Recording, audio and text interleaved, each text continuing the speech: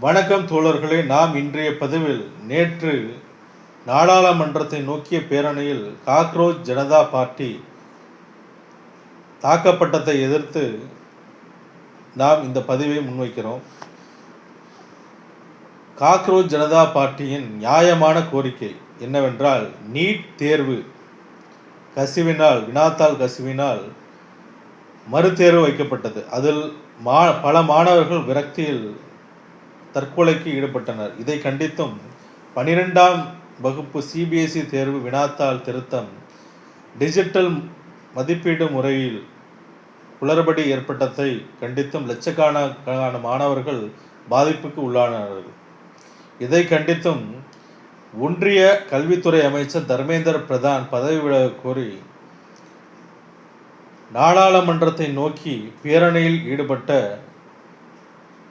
இளைஞர்கள், மாணவர்களை இந்த அராஜக இராணுவமும் காவல்துறையும் சேர்ந்து கொண்டு தடியடி நடத்தியும் குண்டு வீசியும் தாக்கப்பட்டிருக்காங்க. இது மிகவும் வன்மையாக கண்டிக்கத்தக்கது.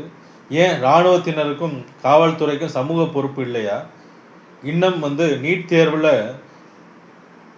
வினாத்தாள் கசிவிற்கு காரணமான அதிகாரிகள் கைது செய்யப்படவில்லை, குற்றவாளிகள் கைது செய்யப்படவில்லை. 12ஆம் சிபிஎஸ்இ டிஜிட்டல் தேர்வு திருத்த முறையீடு குற்றவாளிகள் இன்னும் உலாவிக் கொண்டுதான் இருக்கிறார்கள். இதை கண்டித்து போராடிய சமூக புரட்சி போராளிகளை இவ்வாறாக இராணுவத்துறையினரும் காவல்துறையினரும் சமூக பொறுப்பு இல்லாமல் பாதுகாப்பு கொடுக்க வேண்டிய, மக்களுக்கு பாதுகாப்பு கொடுக்க வேண்டிய இராணுவத்தினரே தடியடி நடத்தியும் குண்டு வீசியும் தாக்கியது மிக வருத்தம் அளிக்கக்கூடிய விஷயமாக இருக்குது. இதை பற்றி அறிக்கை சமர்ப்பிக்க முடியுமா? இராணுவத்தினராலும் காவல்துறையினாலும் ஏன் தடியடி நடத்தினோம் என்பது அறிக்கை சமர்ப்பிக்க முடியுமா? ஒன்றிய அரசு செய்த தவறு தானே, இது பிழைதானே. தர்மேந்திர பிரதான் அவர்கள், ஒன்றிய கல்வித்துறை அமைச்சர் தர்மேந்திர பிரதான் அவர்கள் ஆறுதலாக ஒரு வார்த்தை கூற தெரியாதா? அவருக்கு பேரணி நடக்கவிருக்கிறது என்று தெரியும்ல. அதுக்கு முன்னாடியே தர்மேந்திர பிரதான் அவர்கள், இனிமேல் இந்த பிரச்சனை நடக்காது, கல்வி சார்ந்து நாங்கள் விழிப்புணர்வோடு இருப்போம் அப்படின்னு ஒரு அறிக்கை அந்த அபிஜித்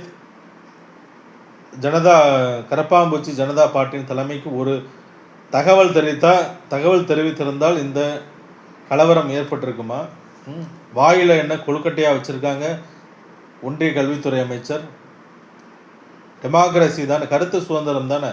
ஒரு வார்த்தை சொல்ல மௌனியாக இருக்கக்கூடிய ஒன்றிய கல்வித்துறை அமைச்சர் ஒரு வார்த்தை, ஒரு அறிக்கை கூட இன்னும் இளைஞர்களுக்கு, அந்த போராட்ட இளைஞர்களுக்கு ஆதரவாகவும் மக்களுக்கு ஆதரவாகவும் மாணவர்கள் விடைத்தாள் பாதிக்கப்பட்ட நீட் விடைத்தாள் பாதிக்கப்பட்ட மாணவர்களுக்கும் சிபிஎஸ்இ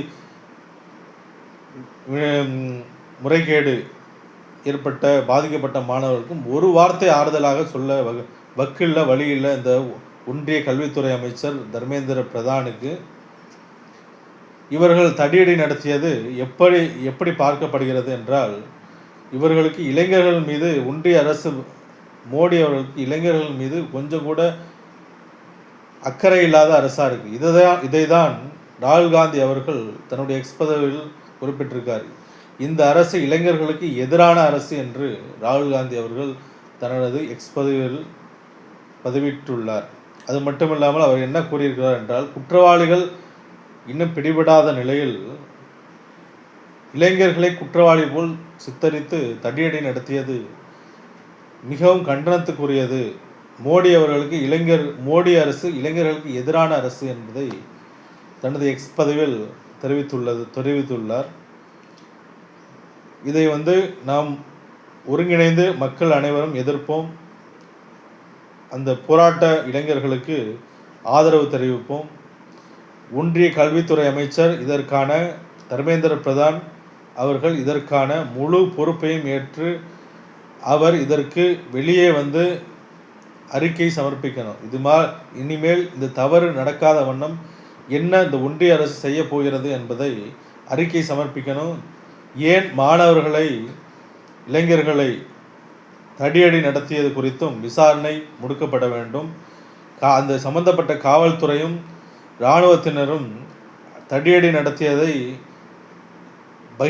பகிரங்கமாக மன்னிப்பு கேட்டு அந்த காக்ரோச் ஜனதா பார்ட்டி கட்சியின் மூத்த தலைவரை அபிஜேத்திற்கு மன்னிப்பு கடிதம் எழுதி வழங்க வேண்டும் என்பதை நான் இந்த பதிவில் தெரிவித்துக் கொள்கிறேன். நன்றி, வணக்கம்.